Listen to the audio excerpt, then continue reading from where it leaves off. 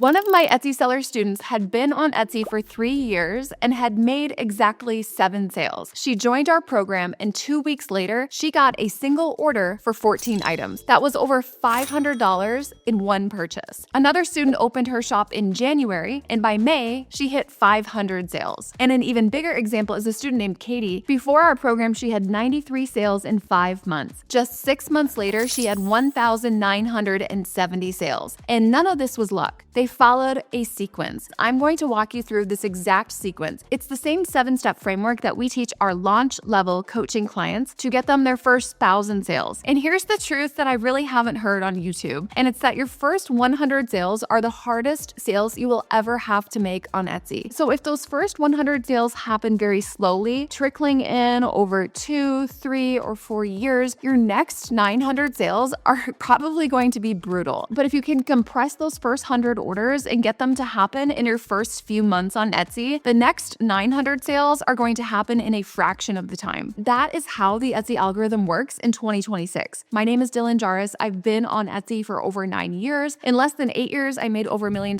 in profit on the platform, but my entire background is corporate e-commerce. So I was working at some big companies like Zappos and Zulily before I started selling on Etsy, managing huge portfolios of brands in the corporate e-commerce space. Now, before we get into the 7 steps, we have to clean house, because if any of these 3 mistakes are happening in your shop, the next 7 steps are not going to even work for you. The first mistake is throwing up too many listings. This was the advice in 2022, and some people are still saying this: create 1,000 listings and see what sticks. But this advice is now actively hurting your Etsy shop this year. Your dead listings drag down your good listings. 20 good listings will beat 50 mediocre listings every single time. The second mistake is pricing too high too early. You are not Nordstrom. You do not have a track record yet, so you probably shouldn't be pricing like you are. Pricing high before you have any sales is probably the fastest way to never get any sales. Now, the third mistake is having weak kind of copy and paste SEO or chat GPT SEO, or copying SEO from other people's listings. You are really competing against the same 5 long tail keywords as thousands of other sellers. Basically, that means you're going to be invisible. So I would even pause the video right now and write those 3 things down. Then we can install the next 7 steps that really replace those 3 mistakes. So the first step, customer first, product second. We are choosing a customer. We're not picking products, and we hope they sell. The single biggest decision that determines whether you ever hit 1,000 sales on Etsy, it's not actually the product you sell. It's not your photos. It is not your tags. We want to stop picking a niche and start picking a customer. And the right Etsy customer, the most profitable Etsy customers, have 3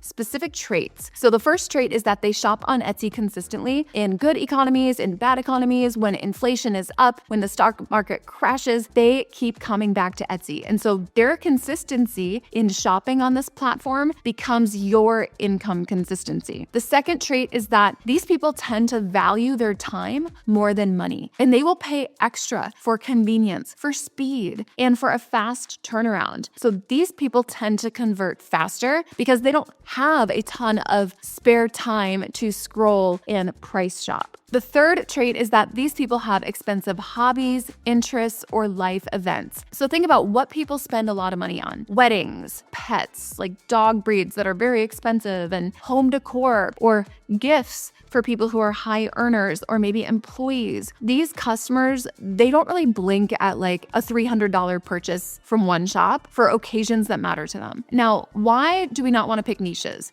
Well, let's think about the dog niche. There are some dog owners who are buying $5 cheap bags of dog food. And then there are other dog owners who are willing to spend $200 on a handmade leather collar or a personalized embroidered luxury dog bed. The niche does not tell you which customer is shopping at your shop. My first Etsy shop was called Begonia Rose Co. And I did not pick a niche, but instead I picked profitable customers who were going to spend on specific life events and spend a lot. These customers thought nothing of spending spending $1,000 on a single piece of decor for the wedding reception or for the sign that would be over their new baby's crib. I'm telling you, these are two completely different strategies with two completely different outcomes. So once you have your customer locked in, the next decision is what you actually sell them. So customer first, product second. The fastest growing shops, like the ones that go from a few $100s a month to over $50,000 a month, they are a dynamic product mix, multiple product types, each with different purposes, working together to really scale that order velocity and order count and also the revenue at the same time. I have a full framework for product types that is very proven. I can't go through the entire thing on YouTube since it is reserved for our coaching students, but I am going to go into the one most important product type that you need to have when you are trying to get momentum. And that one product type is called a loss leader. If you have a shop that maybe was successful and it's no longer successful or you saw a huge decrease, then you need to pump your shop full of loss leaders to get the order velocity back up. So a loss leader is basically a low price point, low margin item, usually under $20. It is high quality, it has mass appeal, it's not seasonal, it's evergreen, so it will sell year round, and it's quality, meaning it will get good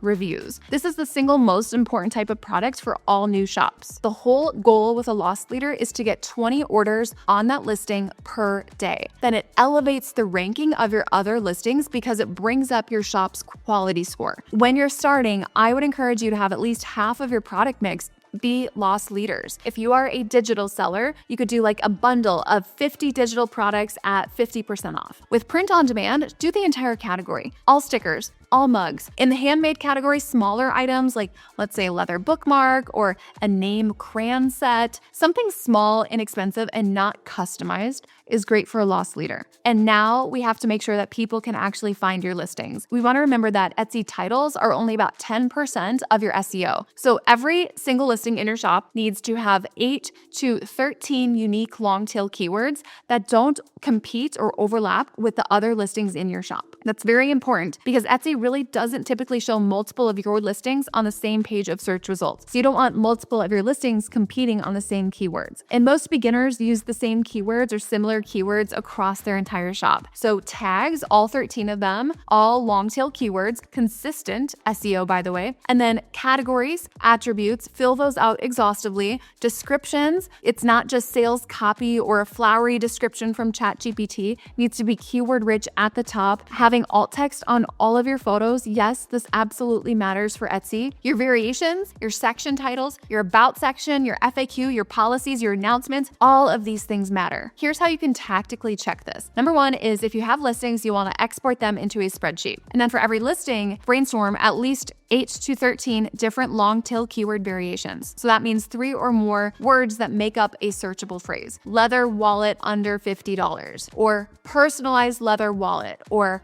leather wallet groomsman gift. Then you want to check for overlap across all of your listings. So we don't want 2 of your listings to be sharing the same keywords. If so, you want to rewrite one of those. The more long tail keywords that are relevant that you cover, the more likely Etsy is to context match you to a buyer. And then let's get into pricing. And this is what most beginners do get wrong. And it's painful because it requires you to do something that most sellers don't want to do. And this is being willing to not make money when you're starting. You heard me right. It is being willing to not be profitable in the beginning. And I know how it sounds, but think about it as a sacrifice short term to have a super low profit because you'll get the shop quality score up, you'll get that momentum, and you'll start the snowball effect. But the snowball effect really can't start if you are pricing super high. And now once you have momentum and you're cemented at the top of search results, then we pull the price lever to be profitable. So when I started with my first listing, my profit in the very beginning was probably like $10 per order. Once I had all my bestseller badges and everything,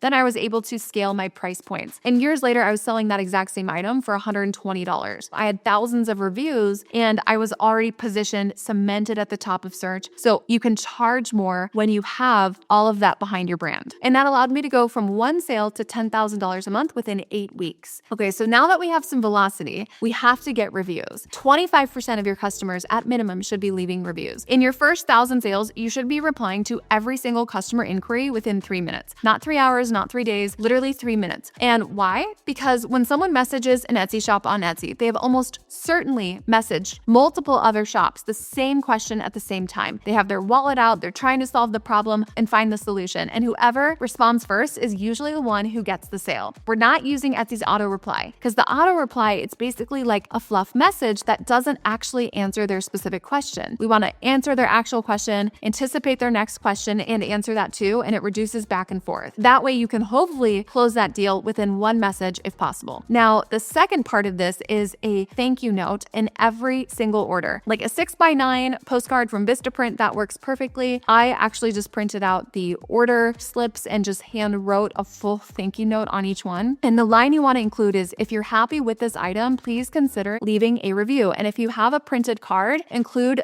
5 little stars as a visual on the card that it implies that you're looking for a nice review without directly asking them for it. And your review rate in that first 1,000 orders, that really determines your ranking in a significant way. And every 5-star review with a photo, that really helps lift conversion rates. And so that branded note goes a long way to convert that buyer to a reviewer. So we have sales coming in and reviews coming in, but there's one more thing that helps turn buyers into repeat buyers. And this is about communication. In general, we need to be sending multiple messages between the time an order is placed and between the time the customer receives it. Part of this is recapping orders, showing sneak peeks. A huge part of that customer experience is the anticipation stage. And you can wow them with certain types of messages in that stage. We want to be sending multiple messages before they ever receive the product. We have a full script for this. So if you're a part of my coaching, just copy and paste what I give you. Shops that do this, you'll receive a dramatically higher review rate. Most importantly, the photos in those reviews that really help increase conversion rate for all future customers. You'll get bigger orders and you'll appeal better to B2B customers with those extra steps. Right. And then the last step, and this is the one that most YouTube tutorials skip. So every time you hit publish on a new listing this year, it needs to come out the gate at a full sprint. The same day you publish a listing, you need to be pushing the Facebook strategy really hard. I would spend 10 minutes on the Facebook strategy for every new listing on day 1 that you publish that listing. So there are 3 ways to do Facebook, and my favorite, fastest working one is the group strategy. Facebook is still the #1 fastest working strategy that gets a shop traction quickly. Way faster than Instagram or Pinterest or TikTok, because Facebook posts, they live longer. It's a search engine. They're searchable. They have clickable links and comments, and people on Facebook are used to clicking out to links that go beyond Facebook. And Facebook also really segments customers by interest groups, really like no other platform does. You're not pushing links to products. We're not spamming. We're contributing to these groups. We're answering questions, engaging. 10 minutes of Facebook for a new listing will take you so far. So I gave you the full playbook, 3 mistakes that you should kill right now and stop doing, and then 7 steps to really plug into your shop. If you would like help launching your shop correctly, getting those first 1,000 sales quickly, and you would like some private personalized coaching on this, that is what we do. We've helped over 7,000 sellers through our private coaching, where you have 2 to 3 coaches plus myself assigned to your specific shop. We do open up a certain number of spots per shop level, from people who don't have a shop to shops that are like $10,000 to